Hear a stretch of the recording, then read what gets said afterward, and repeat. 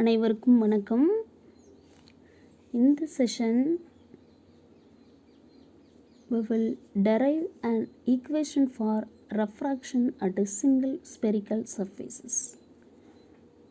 ஒற்றை கோளக பரப்பில் ஏற்படும் ஒளி விலகலுக்கான கோவை தான் இன்னைக்கு வருவிக்க போறோம்.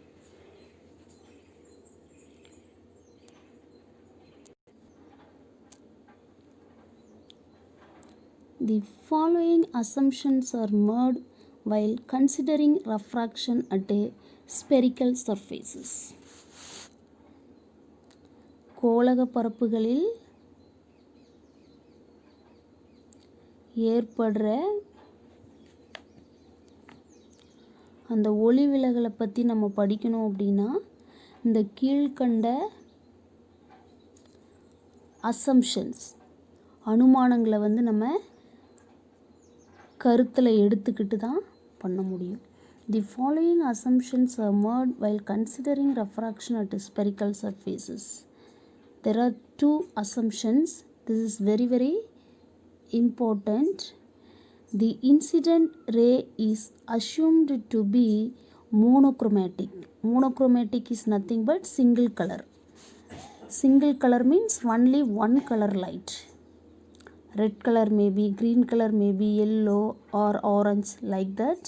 Any one color, single color, that only monochromatic. ஒற்றை நிற ஒளி. படுகதிர் ஒற்றை நிற ஒளி அப்படிங்கிறத அந்த அனுமானத்தை நம்ம எடுத்துக்கணும். செகண்ட் ஒன் பார்த்தீங்கன்னா the incident ray of light is very close to the principal axis. இதுவும் ரொம்ப முக்கியமான அசம்ஷன் தான். இன்சிடென்ட் ரே பிரின்சிபல் ஆக்சிஸுக்கு வெரி க்ளோஸராக இருக்கணும். அதாவது படுகதிர் முதன்மை அச்சுக்கு ரொம்ப பக்கத்தில் இருக்கணும். அதாவது அண்மை கதிர், செய்மை கதிர்னு நம்ம ரெண்டு விஷயம் படிச்சிருந்தோம். அந்த அண்மை கதிர் அப்படின்றது பாராக்சியல் ரேஸ் அப்படின்னு சொல்லி நம்ம already படிச்சிருந்தோம்.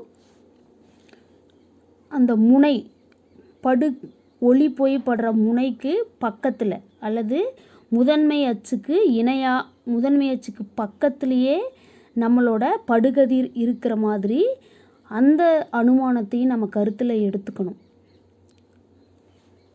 The following assumptions are made while considering refraction at spherical surfaces. The incident light is assumed to be monochromatic. The incident ray of light is very close to the principal axis. The sign conventions are similar to that of the spherical mirror.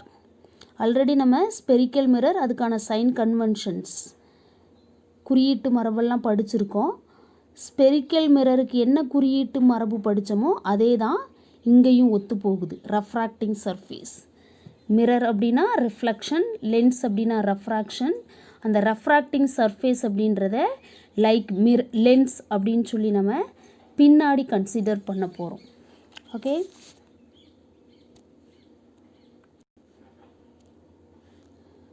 Refracting spherical surface இது medium 1. Refractive index of the first medium, that is maybe rarer medium N1ன்னு எடுத்துக்கலாம்.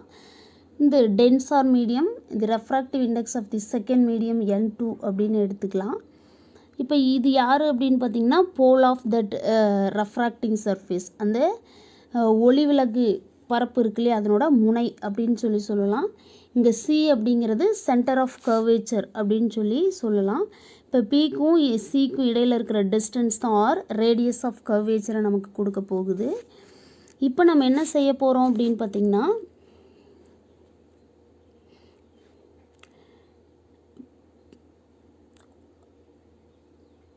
in front of this refracting surface O அப்படின்ற ஸ்பாட்டில் object இருக்கிறதா consider பண்ணிக்கிறோம். இதுதான் principal ஆக்சிஸ்னு already நம்ம எல்லாருக்குமே தெரியும். இப்போது இந்த ஓலேருந்து ON அப்படின்ற ஒரு இன்சிடென்ட் ரே இந்த ரெஃப்ராக்டிங் சர்ஃபேஸில் N அப்படின்ற ஸ்பாட்டில் இன்சிடென்ட் ஆகுது. Then it will gets refract through this second medium which has the refractive index N2. This only refracted ray. It will meet the principal axis at I. Here only the position of the image, or here only the image will be formed. சுருக்கமாக சொல்லணும்னா ஓன்ற ஸ்பாட்டில் object இருக்குது, ஐன்ற ஸ்பாட்டில் image form ஆகிருக்கு. இப்போ angle டிட்டர்மினேஷனுக்கு வரலாம். அதனால் நம்ம என்ன செய்கிறோம் அப்படின்னா இந்த ரெஃப்ராக்டிங் சர்ஃபேஸில் இந்த நார்மல் லைன் வரைகிறோம். Normal line acting through C அப்படின்னு சொல்லலாம். இப்போ ஆப்ஜெக்ட்டுக்கும் போலுக்கும் இடையில் இருக்கிற டிஸ்டன்ஸ் வந்து ஆப்ஜெக்ட் டிஸ்டன்ஸ் சொல்லலாம். போல் ஆஃப் தி ரெஃப்ராக்டிங் சர்ஃபேஸுக்கும் இமேஜுக்கும் இடையில் இருக்கிற distance V, that is image distance அப்படின்னு சொல்லலாம். இப்போது இந்த ஆங்கிள் வந்து ஆங்கிள் ஆஃப் இன்சிடென்ஸ் அப்படின்னா this is angle of refraction. இப்போ பியிலேருந்து எண்ணுக்கு நம்ம ஒரு நார்மல் லைன் வரைஞ்சிருக்கோம். இப்போ இந்த ஆங்கிள் வந்து ஆல்ஃபான்னு எடுத்துக்கலாம், இந்த ஆங்கிள் வந்து பீட்டான்னு எடுத்துக்கலாம். So therefore the angle between the angle of triangle NCI அப்படின்றத காமா அப்படின்னு எடுத்துக்கலாம். With this consideration, we will derive the equation for refraction at a single spherical surface. Let's come. Equation for refraction at a single spherical surface. ஒற்றை கோளக பரப்பில் ஏற்படும் ஒளிவிலகலுக்கான Kovai. Let us consider two transparent media having refractive indices n1 and n2 are separated by a spherical surface as shown in that figure. அந்த படத்தில் சொல்லியிருக்கிற மாதிரி n1 மற்றும் n2 அப்படிங்கிற ஒளிவிலகல் எண் கொண்ட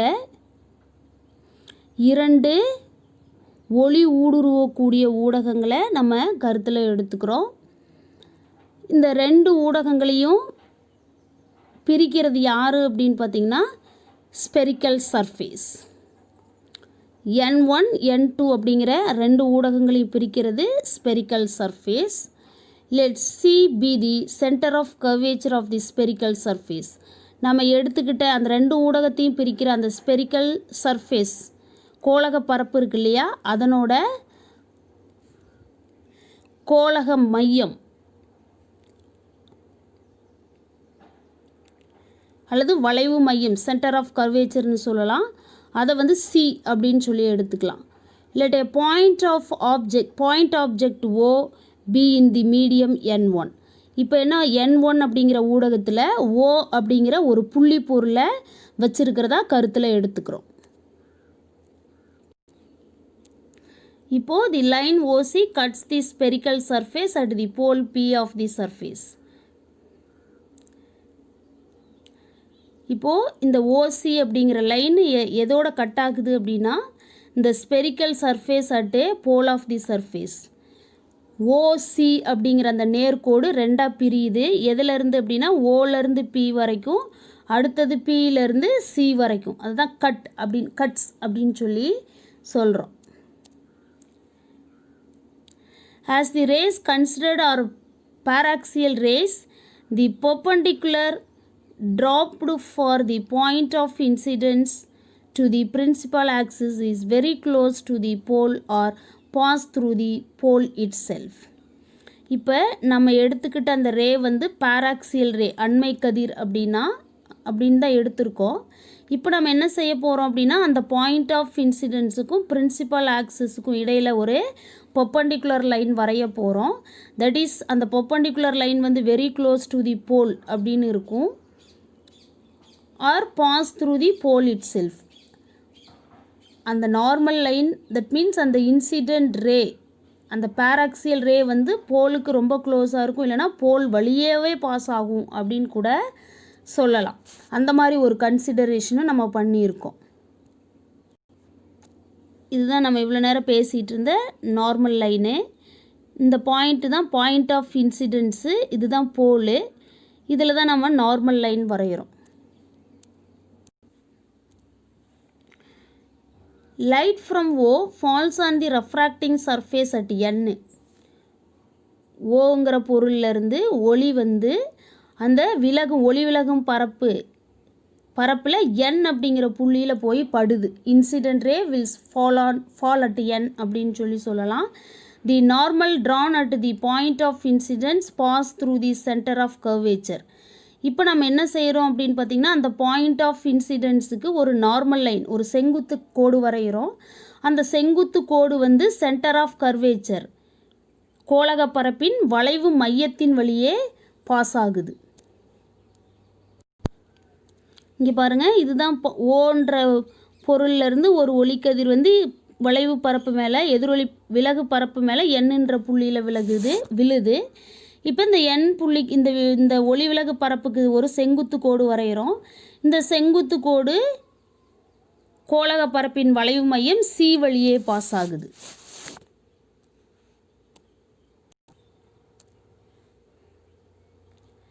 as n2 is greater than n1 பார்க்கும்போதே தெரியுது.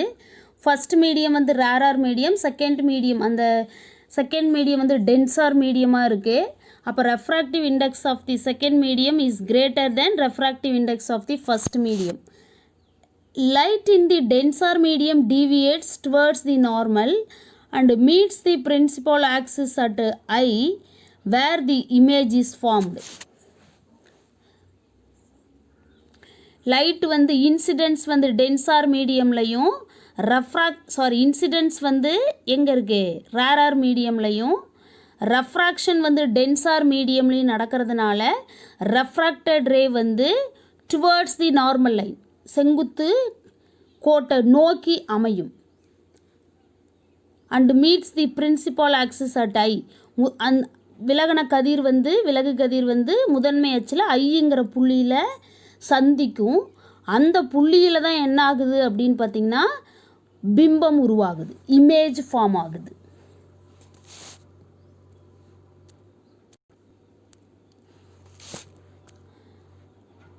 இப்போ என்ன ஆகுது அப்படின்னு பார்த்திங்கன்னா இதுதான் ரெஃப்ராக்டட் ரேன்னு சொல்கிறது. இங்கே நம்ம என்னென்னு படிச்சிருக்கோம் அப்படின்னா n2 இஸ் கிரேட்டர் தென் n1ங்கிற கண்டிஷனுங்கும் போது n1 ரெஃப்ராக்டிவ் இண்டெக்ஸுங்கிறது ரேரார் மீடியம். அப்போ n2 ரெஃப்ராக்டிவ் இண்டெக்ஸ் அதிகமாக இருக்கிறதுனால இது டென்சார் மீடியம். அப்படி இருக்கும்போது ஜென்ரல் ரூல் என்ன அப்படின்னு பார்த்திங்கன்னா, தட் மீன்ஸ் ஜென்ரல் கான்செப்ட் எது வேணால் சொல்லிக்கலாம். லைட் வந்து ரேரார் மீடியமில் இன்சிடென்ட் ஆகி டென்சார் மீடியமில் ரெஃப்ராக்ட் ஆச்சு அப்படின்னா that is towards the normal line. இதுதான் normal line, that is towards the normal line அப்படின்னு சொல்லலாம். அப்போ இந்த ரெஃப்ராக்டட் ரே வந்து இந்த பிரின்சிபால் ஆக்சிஸில் ஐ அப்படின்ற பாயிண்டில் வந்து மீட் பண்ணிக்குது.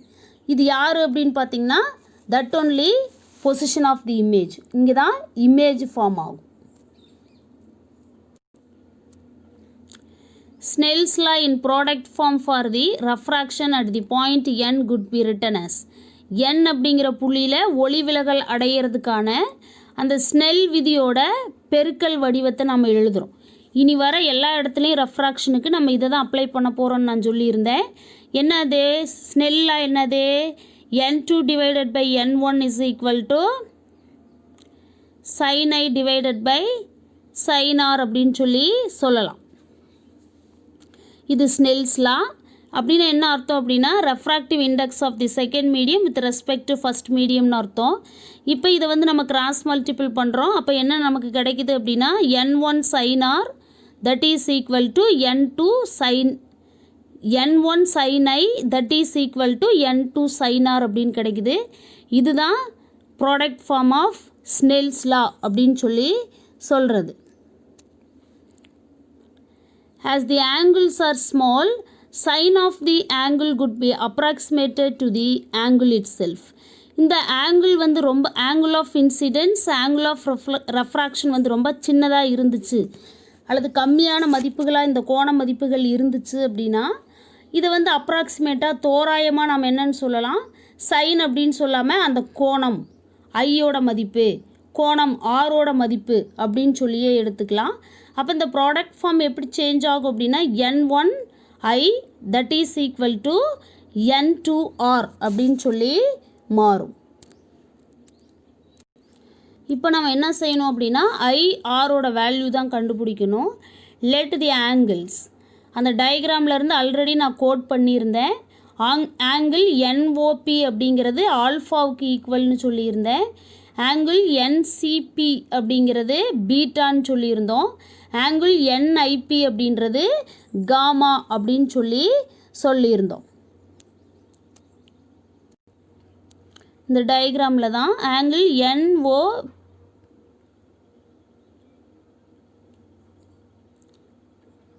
பி அப்படிங்கிறது ஆல்ஃபான்னு நமக்கு ஏற்கனவே தெரியும். அதே மாதிரி ஆங்கிள் என்சிபி அப்படிங்கிறது பீட்டான்னு நமக்கு தெரியும். அதே மாதிரி தான் ஆங்கிள் என்ஐபி அப்படிங்கிறது காமா. இப்போ இதிலிருந்து நம்ம என்ன செய்ய போகிறோம் அப்படின்னா tan alpha, tan beta and tan gamma கண்டுபிடிக்க போகிறோம். கண்டுபிடிச்சோம் அப்படின்னா கவனிங்க, இப்போ ஃபஸ்ட்டு வந்து இந்த என்ஓபி அப்படிங்கிற ட்ரையாங்கிளை எடுத்துக்கிட்டு நம்ம tan ஆல்ஃபா கண்டுபிடிக்க போகிறோம். tan தீட்டாவுக்கு என்ன formula? Opposite side divided by adjacent side. அப்போது பிஎன் டிவைடட் பை பிஓ அப்படின்னு சொல்லி கிடைக்கும். பிஎன் டிவைடட் பை பிஓ அப்படின்னு சொல்லி கிடைக்கும். அடுத்தது என்ன செய்கிறோம் அப்படின்னா என்சிபி அப்படிங்கிற ட்ரையாங்கிளை எடுத்துக்கிட்டு tan பீட்டா கண்டுபிடிக்கிறோம். அப்போ இங்கே ஆப்போசிட் சைடு யார்? இங்கேயும் பிஎன் தான் ஆப்போசிட் சைடு. அட்ஜசன்ட் சைடு யாருன்னா பிசி. அப்போது பிஎன் பை பிசின்னு கிடச்சிருக்கு. அடுத்தது வந்து என்ஐபி இந்த ட்ரையாங்கிள் எடுத்துக்கிட்டு tan காமா கண்டுபிடிக்கிறோம். tan gamma is equal to இங்கே ஆப்போசிட் சைடு யார் அப்படின்னு பார்த்திங்கன்னா சேம் பிஎன்னு தான். அட்ஜசன்ட் சைடு வந்து பிஐ. அப்போது PN divided by PI. Okay, angle என்ஓபியிலிருந்து tan alpha equal to PN by பிஓன்னு கண்டுபிடிச்சிருக்கோம். ஆங்கிள் என்சிபியிலிருந்து tan beta equal to PN by பிசின்னு கண்டுபிடிச்சிருக்கோம். ஆங்கிள் என்ஐபியிலிருந்து tan gamma equal to PN divided by PI அப்படின்னு சொல்லி கண்டுபிடிச்சிருக்கோம். As these angles are small, tan of the angle could be approximated to the angle itself. இந்த angle these anglesனால் alpha beta காமாவோட values வந்து ரொம்ப சின்னதாக இருந்துச்சு, ஸ்மால் வேல்யூவாக இருந்துச்சுன்னா அந்த tan angle ஆஃப் வேல்யூவை நம்ம தோராயமாக ஆங்கிள் இட் செல்ஃப் கோணம் மட்டும்தான், tan இல்லை அப்படின்ற மாதிரி எடுத்துக்கிறோம். அப்போது இந்த எக்ஸ்ப்ரெஷன்ஸ் எப்படி மாறும்? tan alpha equal to PN by பிஓங்கிறது alpha equal to PN divided by பிஓன்னு மாறும். அதே மாதிரி tan beta equal to PN divided by PC is nothing but beta equal to PN by PC and also tan gamma is nothing but gamma that is equal to PN divided by PC அப்படின்னு நமக்கு கிடச்சிருக்கு.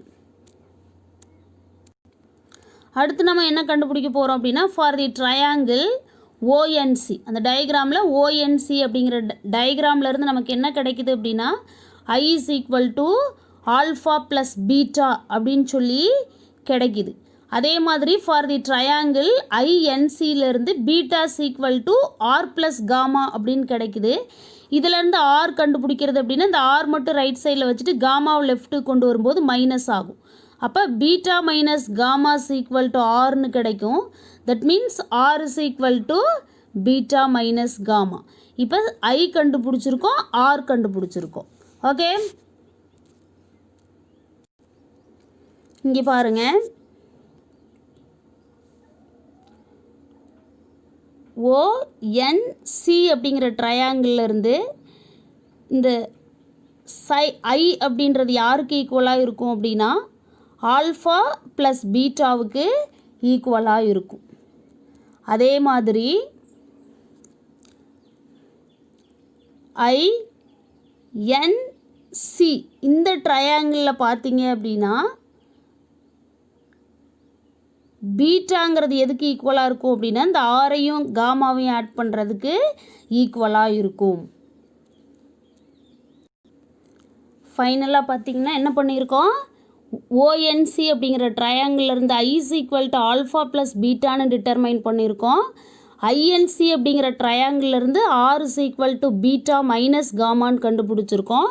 இப்போ தி value of IR வந்து கண்டுபிடிச்சாச்சு. Already நம்ம என்ன பண்ணியிருக்கோம் அப்படின்னா தி ப்ராடக்ட் ஆஃப் ஸ்னெல்ஸ் லாலேருந்து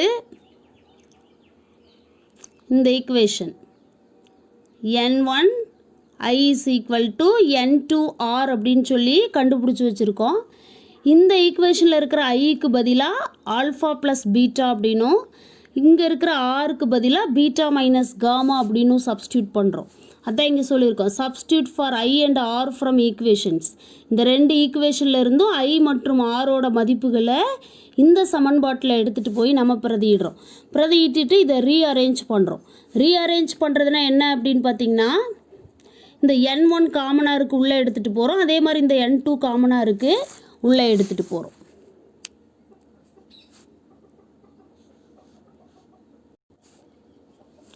இங்கே பாருங்கள் இந்த ஈக்குவேஷன் எப்படி இன்டர்சேஞ்ச் ஆகும். n1 alpha plus n1 beta that is equal to n2 beta minus n2 காமான்னு மாறும். இப்போ நம்ம என்ன செய்ய போகிறோம் அப்படின்னு பார்த்திங்கன்னா பீட்டாவெல்லாம் ஒரு சைடு வச்சுக்கிட்டு காமாலாம். அப்போ இந்த n1 பீட்டா வந்து நம்ம என்ன பண்ண போகிறோம் அப்படின்னா ரைட் சைடு எடுத்துகிட்டு போயிட்டு இந்த n2 காமாவை லெஃப்ட் சைடு கொண்டு வர போகிறோம். ஆல்ரெடி இங்கே யார் இருக்கிறா n1 ஆல்ஃபா. இந்த நெகட்டிவ் n2 காமா அப்படின்றது லெஃப்ட்டுக்கு வரும்பொழுது ப்ளஸ்ஸாக மாறிடும். அப்போ n1 alpha plus n2 gamma is equal to இங்கே யார் இருக்கிறா ஆல்ரெடி n2 பீட்டா இருக்குது. இந்த பீட்டா அந்த ப்ளஸ் டேர்ம் அந்த சைடு போகும்போது மைனஸாக மாறும். அப்போ n1 பீட்டா அப்படின்னு சொல்லி மாறும். இப்போ இந்த ரெண்டு டேர்ம்லேயும் பார்த்திங்கன்னா பீட்டா காமனாக இருக்குது. அப்போ பீட்டாவை காமனாக வெளியில் எடுத்துட்டோம் அப்படின்னா n2 minus n1 into beta அப்படின்னு சொல்லி கண்டுபிடிச்சிருக்கோம். அதுதான் இந்த expression n1 alpha plus n2 gamma is equal to n2 minus n1 into beta அப்படின்னு சொல்லி டிட்டர்மைன் பண்ணியிருக்கோம். இப்போ நம்ம என்ன செய்ய போகிறோம் அப்படின்னு பார்த்திங்கன்னா already alpha beta and gamma values இந்த ஈக்குவேஷனில் டிட்டர்மைன் பண்ணி வச்சுருக்கோம். அந்த வேல்யூஸை கொண்டு வந்து இங்கே அப்ளை பண்ண போகிறோம். ஆல்ஃபாவுக்கு பதிலாக இங்கே, காமாவுக்கு பதிலாக இங்கே. இன்ஸ்டெட் ஆஃப் பீட்டா நம்ம டிட்டர்மைன் பண்ண வேல்யூ இந்த ஈக்குவேஷனில் இருக்குது. அதை கொண்டு வந்து இங்கே சப்ஸ்டியூட் பண்ண போகிறோம். Okay,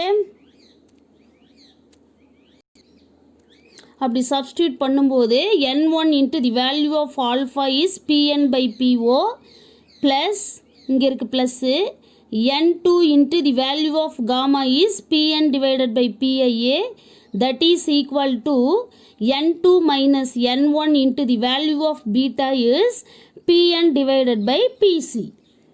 further simplifying by cancelling pn. pn cancel பண்ணிவிட்டு ஃபர்தராக சிம்பிளிஃபை பண்ணுறோம். எப்படி? வெயிட், இங்கே பாருங்கள் இந்த லெஃப்ட் சைடில் ரெண்டு டேர்ம்லேயுமே pn காமனாக இருக்குது. அப்போ pn வெளியில் எடுத்து கேன்சல் பண்ணலாம், டைரெக்டாகவும் கேன்சல் பண்ண. இந்த pn காமனாக வெளியில் எடுத்து இதை கேன்சல் பண்ணிடுறோம். மீதி நமக்கு இருக்கிறது யார் அப்படின்னு பார்த்திங்கன்னா n1 into 1 by po plus n2 into 1 divided by pi that is equal to n2 minus n1 into 1 by பிசின்னு இருக்குது. அப்போ இந்த 1 கூட இது மல்டிபிள்ஸில் தானே இருக்குது. அப்போ டைரெக்டாக மல்டிபிள்ஸில் எழுதணும் அப்படின்னா எப்படி மாறும்? n1 by po plus n2 by pi that is equal to n2 minus n1 divided by P C அப்படிங்கிற எக்ஸ்ப்ரெஷன் நமக்கு கிடச்சிருக்கு. இப்போ டயக்ராமில் இருந்து இந்த டிஸ்டன்ஸ்லாம் யாருன்னு நம்ம மெஷர் பண்ணுறோம். அதில் சைன் கன்வென்ஷனை நம்ம அப்ளை பண்ணுறோம். பிஓங்கிறது யார்? ஓவுக்கும் பிக்கும் இடையில் இருக்கிற டிஸ்டன்ஸ் வந்து ஆப்ஜெக்ட் டிஸ்டன்ஸ் u. அது மைனஸ் எக்ஸில் இருக்குது. அப்போ பிஓவுக்கு பதிலாக மைனஸ் யூன்னு போட்டுக்கலாம் இல்லையா? பிஓங்கிறது object distance. Cartesian sign convention படி இது மைனஸ் எக்ஸ் டைரக்ஷனில் இருக்குது. அப்போ மைனஸ் யூன்னு அப்ளை பண்ணிக்கலாம். அதே மாதிரி பிஐங்கிறது யார்? போலுக்கும் இமேஜுக்கும் இடையில் இருக்கிற distance, that is image distance. அது வந்துட்டு ப்ளஸ் எக்ஸ் டைரக்ஷனில் இருக்கிறதுனால ப்ளஸ் வின்னு அப்ளை பண்ணிக்கலாம். அப்போ P I is equal to plus we.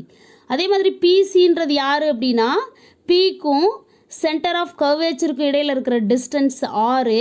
அப்போ பிசி இஸ் ஈக்குவல் டு ஆறு. அதுவும் அலாங் தி எக்ஸ் ஆக்சிஸ் இருக்கிறதுனால ப்ளஸ் ஆர் அப்படின்னு சொல்லி சப்ஸ்டியூட் பண்ணணும் இந்த ஈக்குவேஷனில். ஓகே,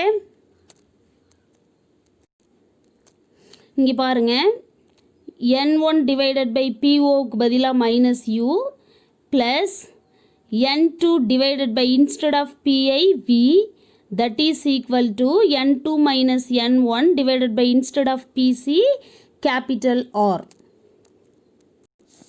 இப்போ ஈக்குவேஷன்ஸை வந்து நம்ம என்ன பண்ணுறோம் அப்படின்னா ரீஅரேஞ்ச் பண்ணுறோம். ரீஅரேஞ்ச் அப்படின்னா for after rearranging finally we get. எப்படி ரீஅரேஞ்ச் பண்ணுறதே, இங்கே இது வந்து மைனஸ் டேர்மில் இது ப்ளஸ் டேர்மில் இருக்குது. அப்போ ப்ளஸ்ஸை ஃபஸ்ட்டில் எழுதிக்கிறோம் பாசிட்டிவ் டேர்மு.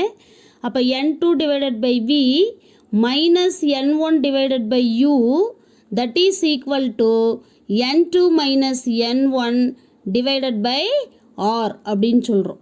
இதை ரீஅரேஞ்ச் பண்ணதுக்கப்புறம் நமக்கு கிடச்சிது n2 by v minus n1 by u that is equal to n2 minus n1 divided by r அப்படின்ற எக்ஸ்பிரஷன் நமக்கு கிடச்சிருக்கு. Equation this 6.56 gives the relation among the object distance, image distance, refractive indices of two media n1 and n2 and the radius of the curvature of the spherical surface. It holds for any spherical surfaces. இந்த சமன்பாடு எதுக்கான தொடர்பை நமக்கு கொடுக்குது அப்படின்னா object distance, image distance, அந்த ரெண்டு ஊடகத்தோட refractive indices, அப்புறம் radius of that curvature of the spherical surface, இந்த எல்லாத்துக்கு இடையில் இருக்கிற தொடர்பை நமக்கு கொடுக்குது. இந்த ஈக்குவேஷன் எதுக்கெல்லாம் பொருந்தும் அப்படின்னா எனி ஸ்பெரிக்கல் சர்ஃபேஸ், எந்த மாதிரியான ஸ்பெரிக்கல் சர்ஃபேஸாக இருந்தாலும் refraction of the light ray through the spherical சர்ஃபேஸுக்கு இந்த சமன்பாடு பொருந்தும். ஓகே, ஆஸ் யூஷுவல் ஒரு கண்டிஷன் நம்ம அப்ளை பண்ணுவோம், ஞாபகம் இருக்கா? First medium, if first medium is air medium then n1 is equal to 1ன்னு எடுத்துக்கலாம். ஏன்னா refractive index of the air medium வந்து 1, காற்றுக்கு ஒளிவிலகல் எண் 1. அப்போ first medium rare air medium, அது மேபி காற்று ஊடகமாக இருக்கலாம். அப்போ ரெஃப்ராக்டிவ் இண்டெக்ஸோட வேல்யூ 1 ஆயிருச்சு. அப்போ இங்கே n1 n2ன்னு இருந்தது, என்ன ஆயிடுச்சு, n1ஓட மதிப்பு 1 ஆயிருச்சு. இப்போ ஒரே ஒரு n2 மட்டும்தான் இருக்குது. அப்போ அந்த n2ங்கிற செகண்ட் மீடியத்தோட ரெஃப்ராக்டிவ் இண்டெக்ஸை வந்து ஜஸ்ட்டு என்னன்னே எடுத்துக்கலாம். More than 1 refractive indexes present ஆகிருந்துச்சுன்னா n1 n2 n3 அப்படின்னு ஐடென்டிஃபிகேஷனுக்காக வச்சுருப்போம். இங்கே n1ஓட வேல்யூ 1 ஆகிட்டதுனால மீதி n2 மட்டும்தான் இருக்குது. அப்போ அதை வந்து n அப்படின்னே சொல்லி எடுத்துக்கிட்டு நம்மளோட ஃபைனல் ஈக்குவேஷனில் அப்ளை பண்ணுறோம். Then the equation is reduced to. அப்போ நம்மளோட ஃபைனல் ஈக்குவேஷன் எப்படி ரெடியூஸ் ஆகும், சுருங்கும் அப்படின்னு பார்த்திங்கன்னா n2 by v minus n1 by u that is equal to n2 minus n1 by r அப்படிங்கிறது தான் நமக்கு இதுவரைக்கும் இருந்த final expression. According to the above mentioned condition n1ங்கிறது ஏர் மீடியம், அப்போ இங்கே 1ன்னு அப்ளை பண்ணுறோம். அப்போ 1 divided by uன்னு இருக்கும். அதே மாதிரி செகண்ட் மீடியம் வந்து ஒரே ஒரு இங்கே n மட்டும்தான் ப்ரெசென்ட் ஆக போகுது. அப்போ n2க்கு பதிலாக என்னன்னு எடுத்துக்கலாம். அப்போ n2க்கு பதிலாக n, அப்போ n by v minus 1 by u that is equal to இந்த n2க்கு பதிலாக என்னன்னு அப்ளை பண்ணுறோம், இந்த n1க்கு பதிலாக 1ன்னு அப்ளை பண்ணுறோம். அப்போ n minus 1 divided by r. Therefore, finally the reduced equation for the refraction at single surfaces n by v minus 1 by u that is equal to n minus 1 divided by r. இங்கே nங்கிறது refractive index of the second medium, that is denser medium. u அப்படிங்கிறது object distance, v அப்படிங்கிறது image distance, then r அப்படின்றது radius of curvature of that spherical surface. Okay, all of you got clear idea? Thank you.